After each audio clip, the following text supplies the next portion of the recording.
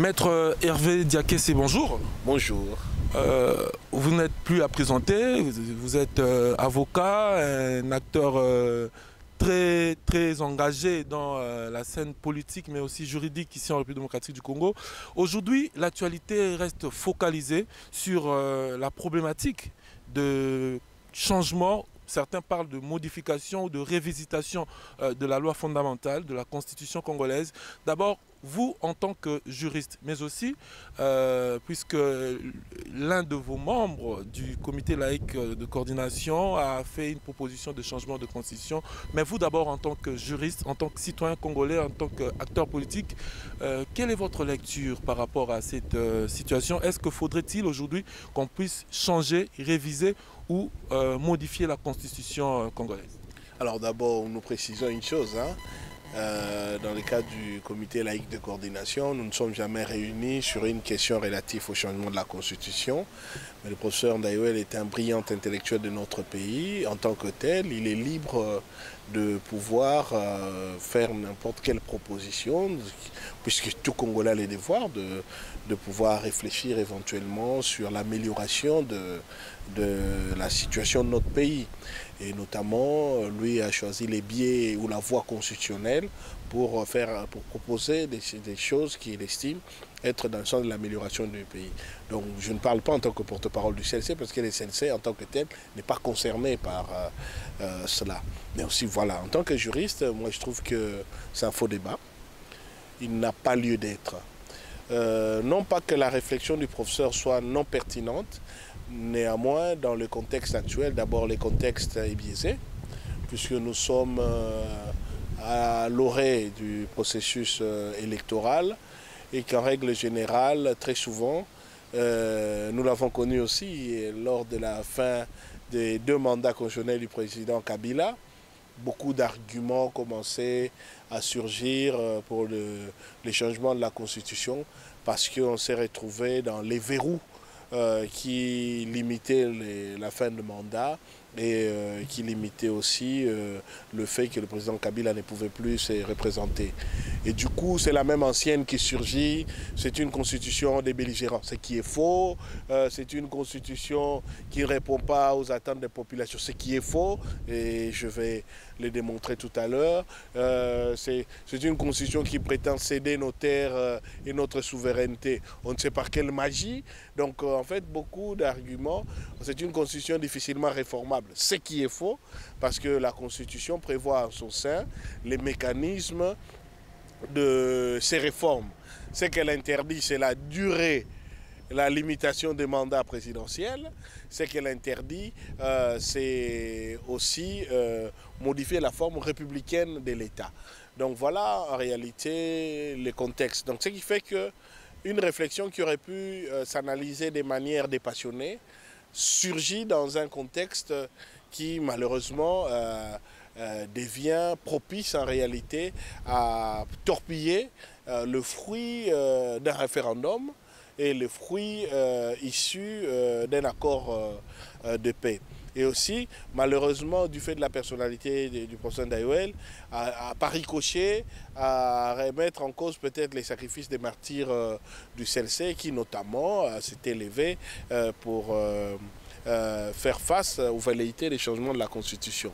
Donc je pense que, quand vous me le permettrez, nous pourrions entrer en détail sur ce qui me semble à moi la pertinence du maintien de notre Constitution, parce que derrière peut-être la réflexion du professeur Ndayouel, d'autres forces antidémocratiques, en réalité, chercheraient, non, pas seraient derrière, mais profiteraient de cette situation, parce que l'une des conséquences, ce serait peut-être, si nous changeons de constitution aujourd'hui, quelle est la première conséquence? C'est que la constitution issue du référendum tombe. Donc nous entrons dans une nouvelle république. C'est ça la première conséquence. Nous quittons la 3e république pour entrer dans la 4e république. Ce qui implique que automatiquement les pendules constitutionnelles rentrent à zéro. Si par exemple la constitution entre en vigueur après le dernier mandat du président Tshisekedi, au cas où il est élu, parce qu'il ne suffit pas qu'il y ait un deuxième mandat, il n'est pas naturellement appelé à être élu. Bon, quand il est élu, ça implique qu'il est encore éligible au nouveau mandat de la Constitution. Certains ne s'accrochent qu'à ça. Alors peut-être les propositions du professeur d'ailleurs vont au-delà de cette question, mais dès lors que cette question est posée, en fait, nous contournons les verrous de l'article 220. Et ces verrous-là visent justement à la limitation du mandat. C'est ça qui rend une réflexion qui est indépendante, c'est une réflexion intellectuelle, mais qui la biaise dans le contexte où d'autres récupérations qui n'ont rien à voir avec la réflexion seront des récupérations politiciennes. Et donc moi, effectivement, je me sers de votre plateau pour faire un plaidoyer pour le maintien de notre Constitution et dire pourquoi elle est utile. Alors maître, c'est vrai que vous l'avez dit, ce n'est pas le moment de pouvoir modifier ou changer carrément la Constitution, mais en croire certains juristes, cette Constitution contient aussi plusieurs lacunes. Est-ce que, d'après vous, à quel moment ou quel serait le bon moment de pouvoir modifier cette Constitution? Après les élections notamment, ou bien à quel moment, d'après vous, ce serait le moment opportun de pouvoir modifier soit la Constitution ou carrément changer cette Constitution? La Constitution est une loi fondamentale qui fixe le fonctionnement des institutions, derrière laquelle il y a un esprit. L'esprit qui a prévalu pour notamment la mettre en place.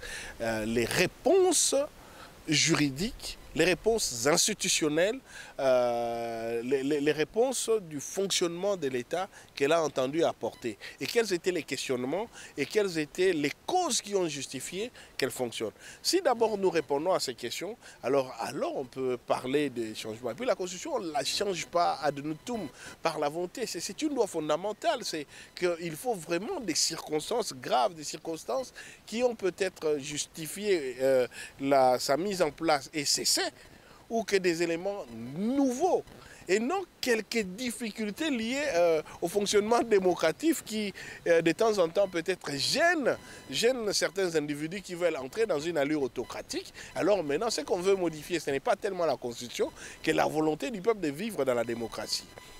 D'abord, permettez-moi de revenir, si vous le voulez bien, au contexte qui a prévalu pour que cette Constitution existe.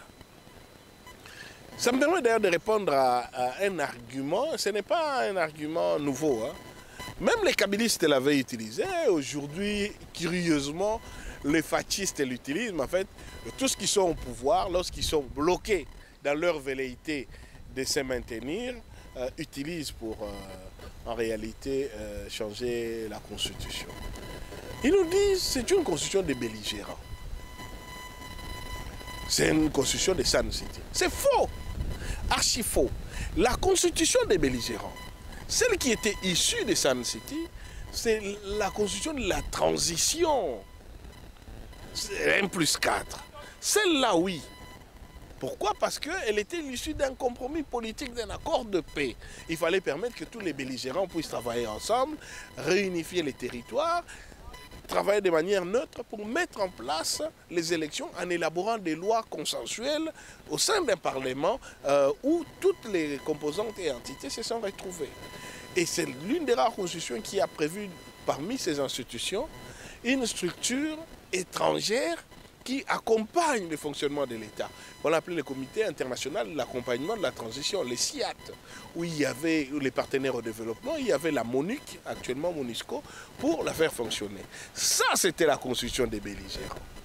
Mais seul qui a été soumis au référendum en 2005, j'en sais quelque chose parce que j'étais parmi les acteurs de l'organisation de ces référendums du fait de mes fonctions de numéro 1 de la CEI, donc la Commission électorale indépendante à l'époque pour la province du Congo central, anciennement Bas-Congo, devenu Congo central, du fait de la constitution de 2006. C'est nous qui avons organisé ces référendums, qui était d'ailleurs la première activité de vote organisée par la Commission électorale indépendante dans ces pays. Donc, déjà, contrairement à ce qu'on prétend, ce n'est pas la constitution des belligérants, c'est une constitution élaborée par des institutions de la transition soumises au vote, à la sanction, au référendum du peuple congolais. C'est la constitution du peuple congolais. Ce n'est pas la constitution des belligérants. Personne ne nous l'a imposé. Nous sommes partis la voter. Donc on ne va pas dire, quelqu'un ne va pas prétendre, et ce sera un mensonge, que le peuple congolais a été contraint de voter. Oui, parce qu'il y a eu des gens qui ont voté, non. Il y a eu même des gens qui ont boycotté les scrutins. Ça, c'est une réalité. Alors, maître, vous l'avez si bien dit, on a compris que pour vous, ce n'est pas le moment de modifier ou de changer la Constitution et que cette Constitution ne fait pas partie ou n'est pas une Constitution des belligérants. Mais je voudrais que vous puissiez quand même nous dire les conditions de maintien de cette Constitution. Vous êtes pour qu'on puisse la maintenir telle qu'elle est. Quel est aussi le danger, en des termes un peu plus clairs, hein, pour que l'opinion puisse vraiment comprendre, le danger qui adviendrait si on changeait cette Constitution au moment où nous sommes, comme vous l'avez dit, à la veille des élections? Avant de commencer à donner les dangers, disons d'abord les avantages. Je vous ai dit tout à l'heure, une constitution, pour la changer, pour la modifier, vous devez d'abord savoir quelles sont les réponses qu'elle a apportées, à quel problème, pourquoi on doit la garder. Notre constitution est les fruits de plusieurs compromis. Globalement, je peux dire que d'abord, c'est les fruits d'un compromis entre les partisans d'un régime présidentiel pur avec les partisans d'un régime parlementaire pur. La deuxième chose, c'est aussi un compromis entre les partisans d'un régime fédéraliste pur avec les partisans d'un régime unitariste pur. Après, bon, il y a d'autres compromis annexes, mais je pense que globalement, parlons d'abord de cela. Aussi, quand même, c'est aussi un compromis, c'est important à dire à mon sens, hein, entre les partisans d'un fonctionnement de l'État qui soit le plus proche de la population, on parlera un peu de cela, donc et plutôt les partisans d'un régime qui devienne trop monolithique et qui soit trop centralisé au sommet. Alors, parlons d'abord du premier compromis. Avant de parler de ces premiers cas de figure, revenons au contexte. Nous ressortons d'une guerre, nous sortons d'une balkanisation de fait. Et c'est d'ailleurs les premiers éléments du compromis. Pourquoi en sommes-nous arrivés à être balkanisés? Pourquoi en sommes-nous arrivés à connaître la guerre sur les territoires nationaux? Pourquoi en sommes-nous arrivés à voir notre pays sous plusieurs zones d'influence? L'une des causes de ces compromis a été que l'État a été géré de manière patrimoniale par des individus ou des groupes d'individus qui s'imposent sur tous les autres par la force, par la violence. Et que le pouvoir ne s'obtient que par celui qui est le plus fort et ne s'exerce que par celui qui est le plus fort avec son camp, au détriment de la grande majorité.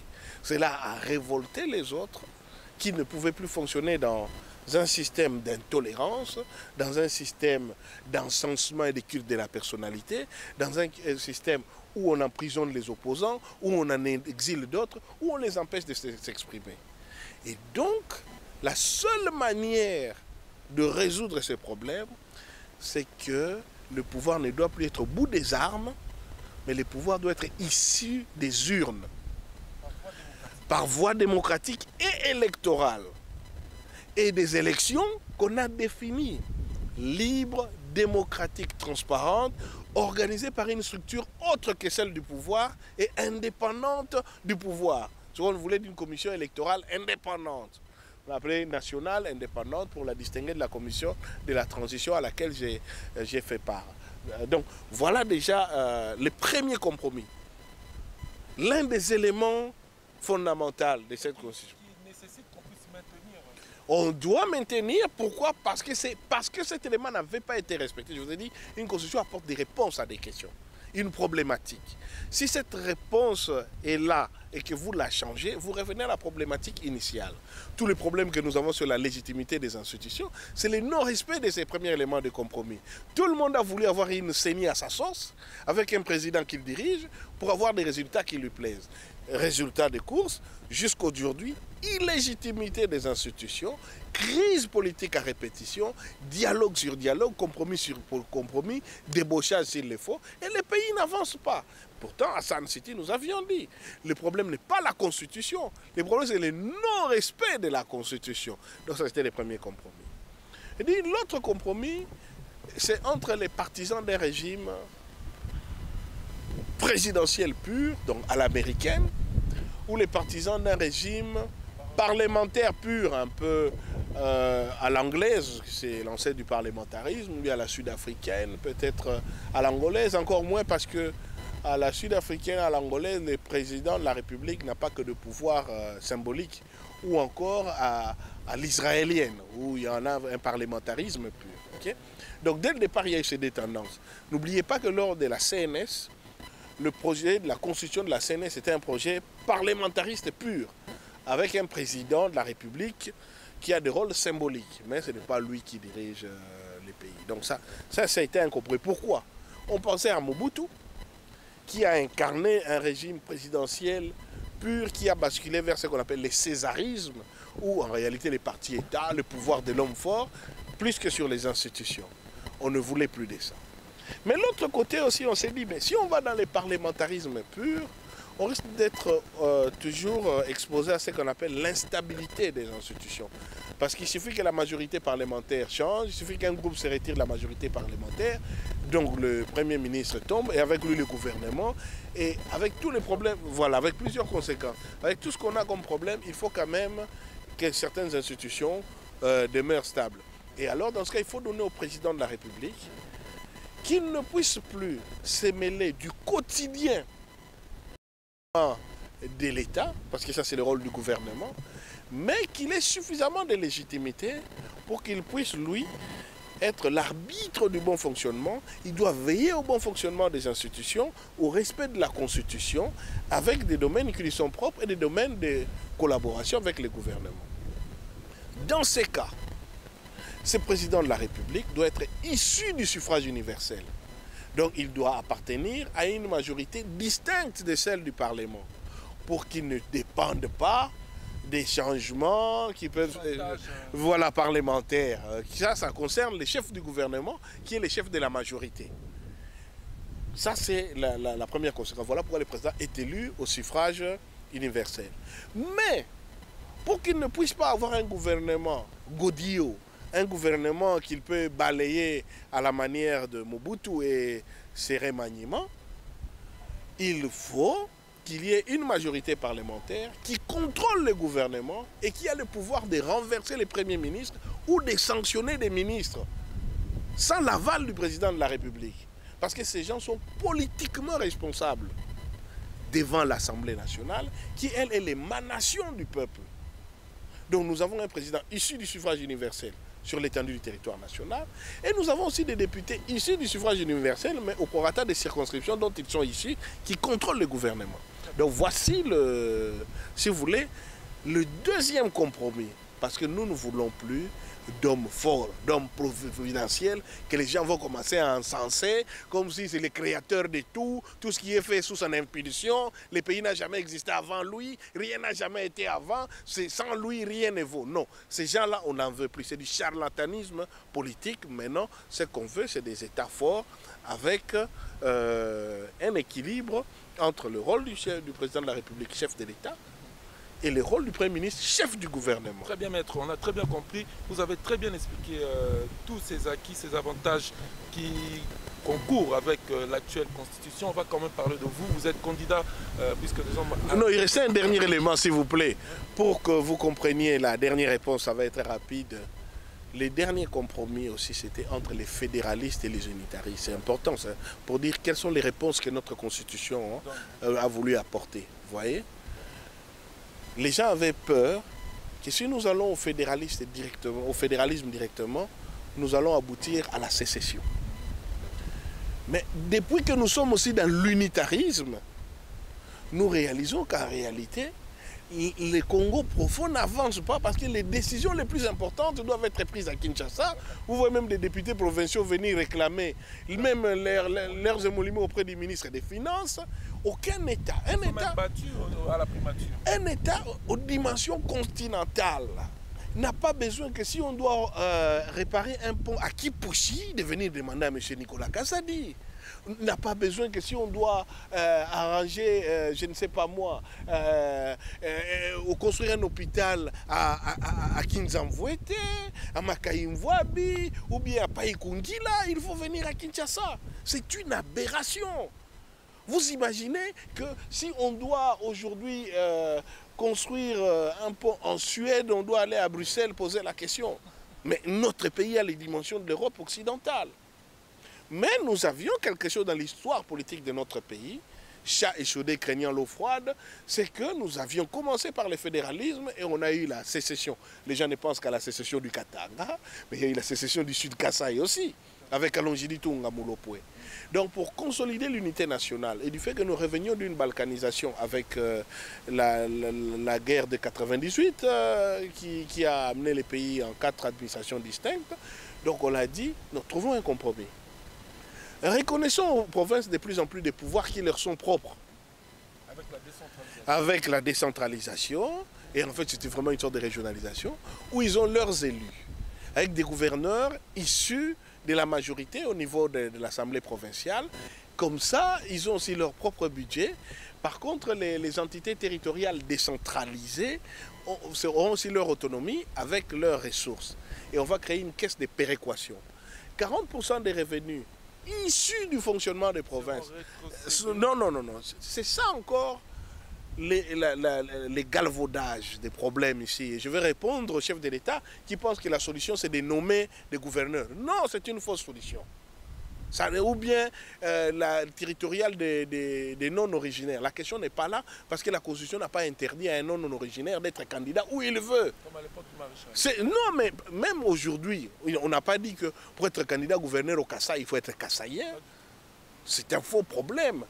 Non, il faut, en fait, on cherche une fausse solution à un vrai problème. La réalité, c'est quoi d'abord? C'était pour la péréquation. 40% des revenus devraient rester aux provinces. On n'a jamais respecté la péréquation parce que 10% devraient aller à la caisse de péréquation et 50% devraient être au gouvernement central. La Constitution a consacré la retenue à la source. Ça n'a jamais été respecté. Ça n'a jamais été respecté. On nous parle toujours de rétrocession. La rétrocession n'est pas constitutionnelle. Donc, toute loi des finances publiques qui met la rétrocession comme mécanisme pour renflouer les caisses des provinces est inconstitutionnelle. C'est une violation de la Constitution. C'est ça le problème. Je dis, avant de vouloir changer la Constitution, vérifiez d'abord, elle est venue répondre à quoi? Est-ce que nous l'avions respectée? Si on vous dit, mais voilà, les assemblées générales sont des assemblées corruptions, avec des gens corrompus qui renversent les gouverneurs quand ils veulent, et donc, résultat de course, nous devons commencer à nommer les gouverneurs. Même cette prétendue idée que le gouverneur est un représentant du chef de l'État, ça, c'est encore cette histoire d'encensement. Le gouverneur est un élu.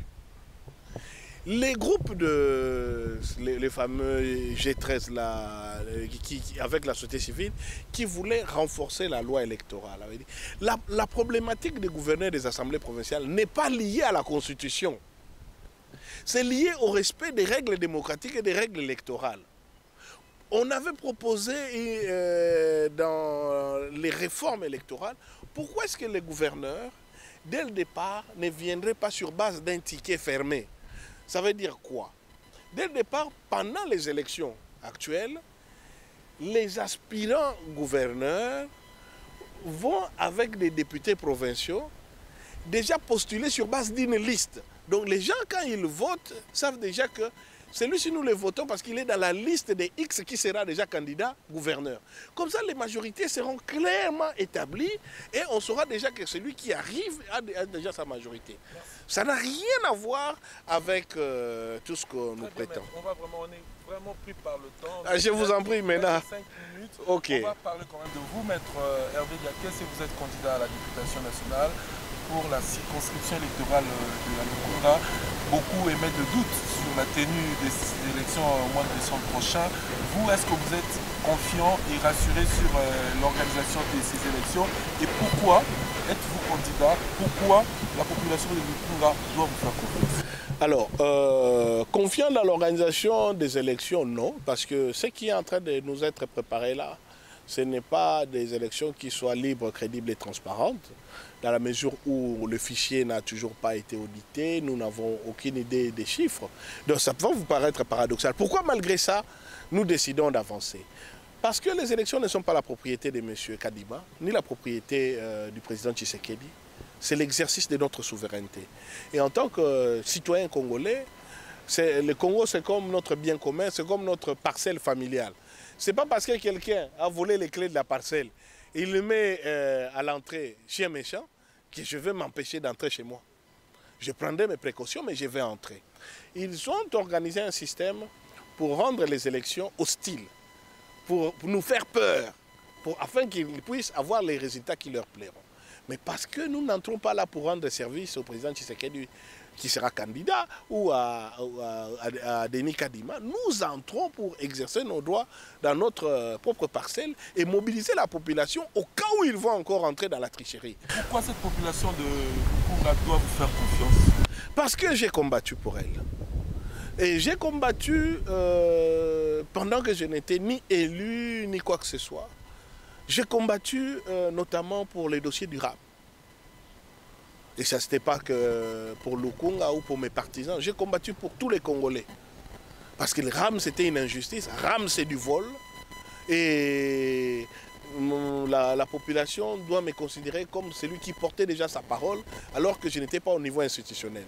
Mais j'ai compris que si nous continuons à laisser des opportunistes, des corrompus, des gens sans idéaux, continuer à nous diriger, aucun de nous n'a la garantie que demain, nous pourrons donner à nos enfants l'avenir que nos parents avaient préparé pour nous.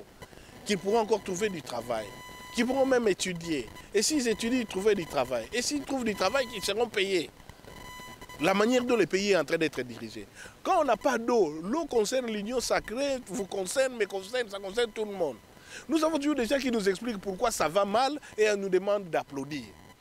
Alors j'ai considéré que le moment était venu, comme tout citoyen congolais, d'accéder à des postes de responsabilité pour m'occuper moi aussi des problèmes de mon pays, sans toujours continuer la phrase là d'abdication. Très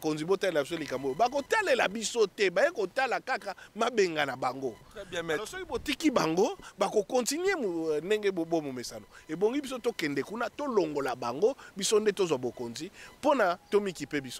Alors, on est vraiment arrivé à la fin. Une dernière question, je m'en voudrais complètement si je ne vous la pose pas, Maître Hervé Diaké. C'est aujourd'hui, les élections, nous sommes en plein processus électoral. Vous avez suivi, sans nul doute, le dernier rapport de l'ONG Human Rights Watch en rapport avec le musellement de l'opposition. Vous l'avez dit, vous avez combattu pour la population. Est-ce que vous n'avez pas peur, surtout lorsque l'ONG Human Rights Watch révèle ces cas d'agression, de pression ou de musellement de l'opposition congolaise?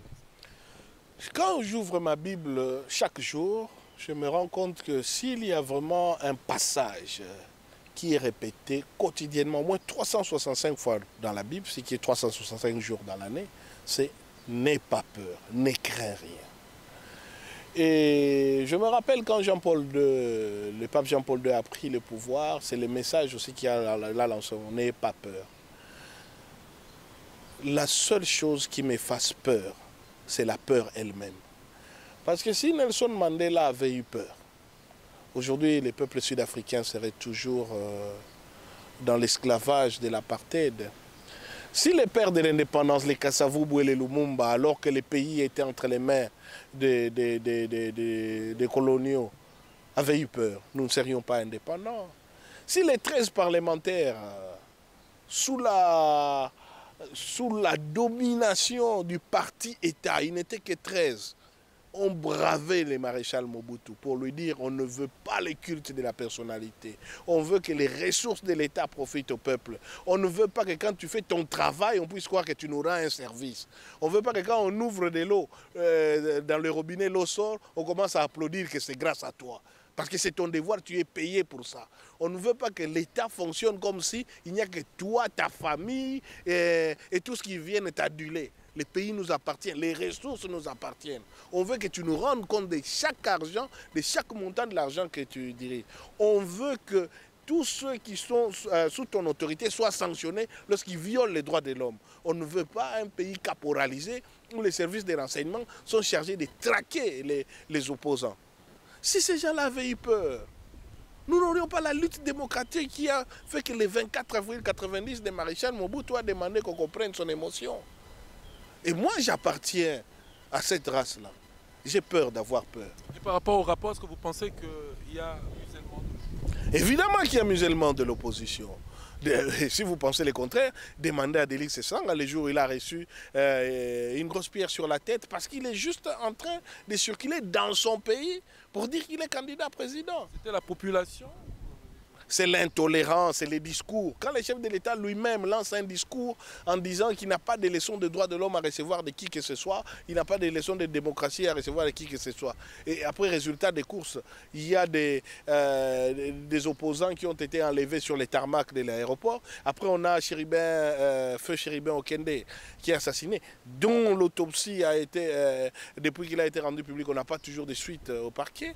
Et je m'incline encore ici devant sa mémoire, et dont la famille réclame aujourd'hui la dépouille mortelle. Vous allez me dire qu'on est dans une démocratie. Quand vous avez Mike Mukebai qui croupit en prison, Salomon Kalondade qui est en prison, d'autres personnes dont on ne connaît peut-être pas les noms, qui sont dans les cachots de la NER ou de la DEMIAP. Quand vous avez la DEMIAP qui refuse que des gens soient assistés de leurs avocats, alors que la Constitution l'exige. Hein? Quand vous avez Moïse Katumbi qu'on a empêché d'aller au Congo central, sur une partie du territoire national. Mais il y a un musellement, il y a une intolérance. Et entre-temps, il y a un déviationnisme. Quand vous avez aujourd'hui la CENI qui est totalement verrouillée pour nous dissuader d'exercer notre souveraineté, c'est qu'il y a une erreur parce que vous savez, vous pouvez avoir l'arbitre dans votre camp. Vous pouvez même choisir les terrains où les matchs vont se jouer. Vous pouvez même avoir toute la fédération dans votre camp. Vous n'avez aucune garantie que vous aurez tous les publics dans votre camp et ni que la météo sera dans votre camp les jours du match. Maître Hervé Diakese, nous vous remercions. C'est moi qui vous remercie. Merci, c'est par ici que se termine complètement cet entretien. Merci de l'avoir suivi.